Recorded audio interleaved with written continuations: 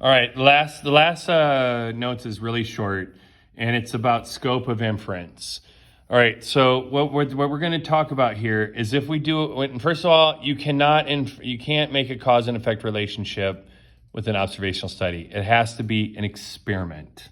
All right. So what we're going to do is that they're going to say, were the individuals randomly selected from a population? If they're selected from the population, you can infer to the population.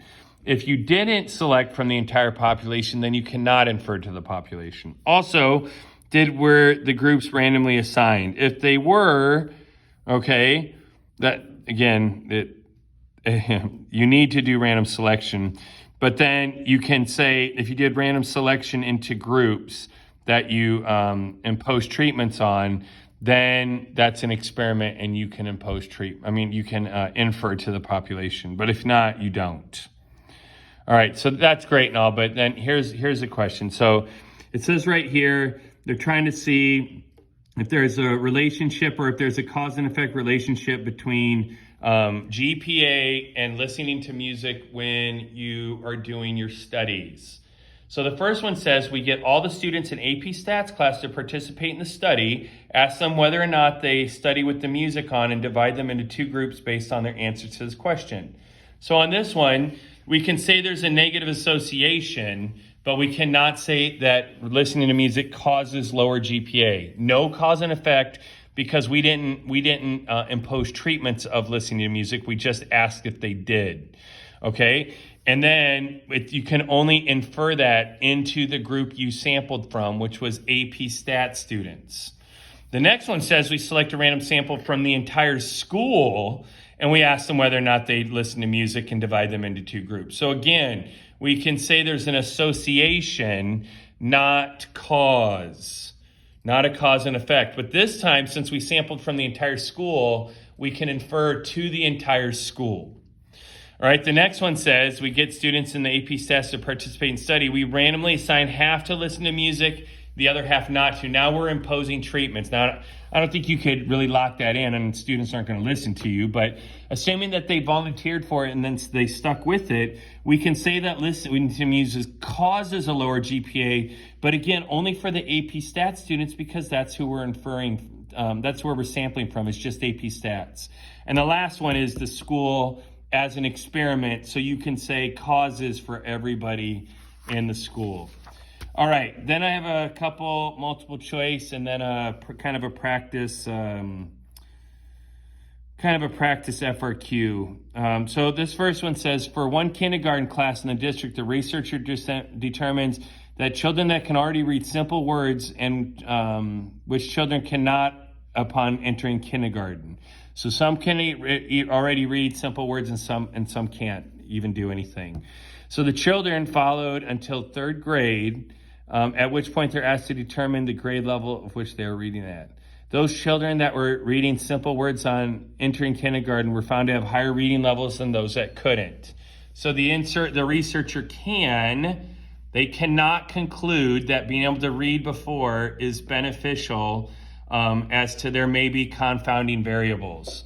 And again, it could be that. It also could be because that they're just going to have, really when you're that little, you only read if your parents read to you.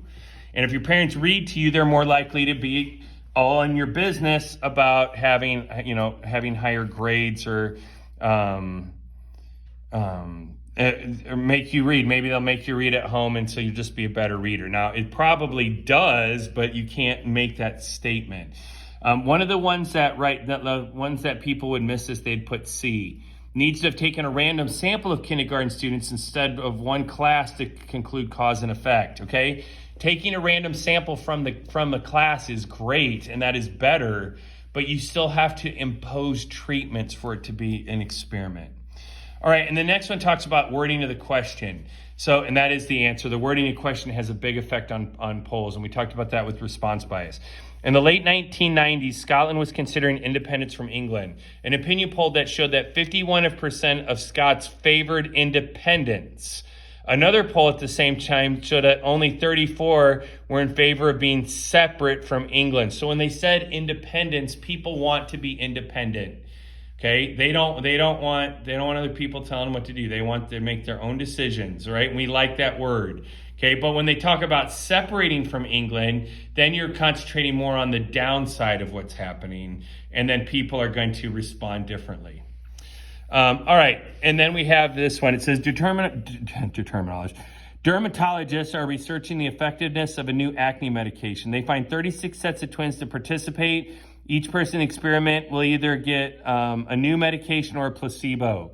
After 2 weeks, the results will record on a scale to 0 to 1, where 0 is no improvement and 100 is completely cured. And then they're going to ask you for some of these terms. Treatments, experimental units, and response variable were the two that I picked. So on this one here, the treatments are they either got the placebo or they didn't. Medication or a placebo. All right, the experimental unit are the 36 sets of twins. Okay, and also we could have said the subjects there. And then the response variable is what you're measuring. So that's going to be the score from 0 to 100 after the fact. Determine the type of experiment being used. Give an advantage and a disadvantage. So matched pair design is what's happening here because we're comparing the twins to each other.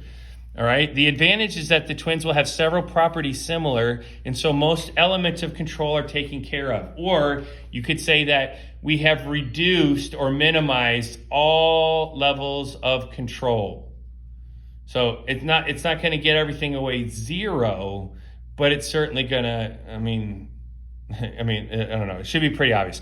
Okay. And then a disadvantage of that, and I'm really reaching here, is it could be something else.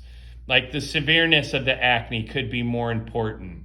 Like, for example, the medicine might work great on moderate acne, but it might not work on really, really severe acne. So that's about the only disadvantage. But again, I'd like to point out, College Board loves matched pair. Definitely be ready for that one.